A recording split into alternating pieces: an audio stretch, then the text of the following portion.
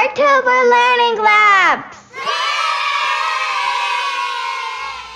On today's Artober Learning Labs, we are featuring the Frist Art Museum and its We Count First Time Voters exhibit, which honors the 100th anniversary of the passage of the 19th Amendment by highlighting the first voting experiences of a diverse group of Nashvillians.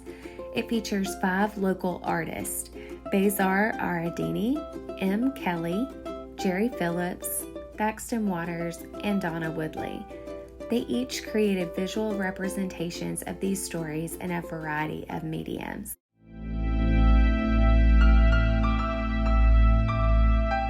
Voting is such a multi-layered topic, so the commemoration of the 100th anniversary of women's suffrage was something that I was very in tune with. What stood out in the conversations I was having about voting is, depending on what year you was born, you have different ideas, and what does that mean to you symbolically? I hope that this exhibition will really bring forward a desire to be engaged actively within the democratic process. I'm hoping this exhibition helps people see the world as a more global experience or a larger perspective than our individual ones. I hope that everyone sees that your rights are someone else's treasures.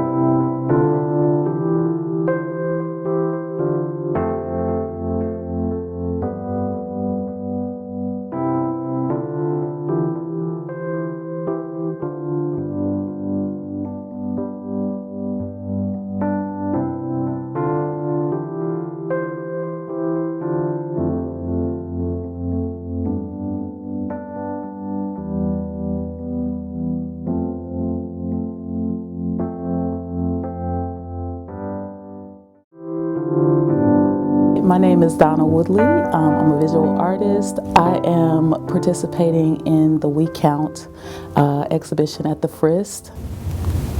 The name of my piece is Meet Ms. Beverly Glaze Johnson.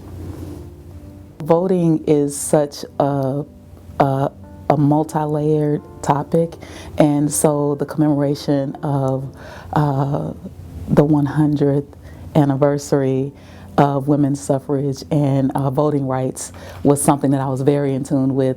The person that I spoke with, her name is Ms. Beverly Glaze Johnson. She's heavily involved in voters registration. She's always had a passion for voting and being involved in the community and registering people to vote.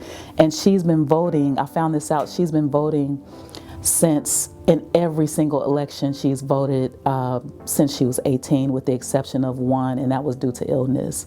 So she's been passionate about not only voting, but pulling people in from the community to make sure that they understand the importance of voting. The thing that, in speaking with Ms. Johnson, that moved me the most was the fact that she said that she, in I believe it was the second grade, she realized that there was some sort of inequity based off of her surroundings in different schools. So she was in one public school in her community, which I believe was North Nashville, and then she moved to a different school in maybe a more affluent, considered an affluent community. And so she, at that young age, was able to see, wait a minute, why did my school not have these things at this school? And so she said that from there, she was just on that path of, that's where her passion came from at that early age. So that's the thing that struck me the most. And then in addition to that, she just was able to, she knows so much. She's a wealth of knowledge, and she doesn't even, she does the work to improve the community, not because she's looking for any sort of praise or anything like that. The conversation sparked me with Ms. Johnson to want to celebrate her. Just listening to her story, and she's kind of a, bear down and just work type person. And I just started to feel this desire to celebrate her. And so that's the thing that allowed me to start down the path of how I wanted to create the artwork. So the two paintings that I'm going to do they're both portraits, and one is a portrait of the younger Ms. Johnson, and then the other is a portrait of where she is now. I'm looking at it as like, how you have a year here and you have the dash and then you have the other year. Of course, that portrait is her continuing to do the work. I think the exhibition will, number one, it will highlight the importance of voting and being involved in the community. I think that it will provide people some sort of insight into different cultures and the similarities and differences, and I think that can always aid in seeing things differently on a positive end. From this point on, I believe that this has inspired me to get involved more in the community, just to continue to work and even work harder.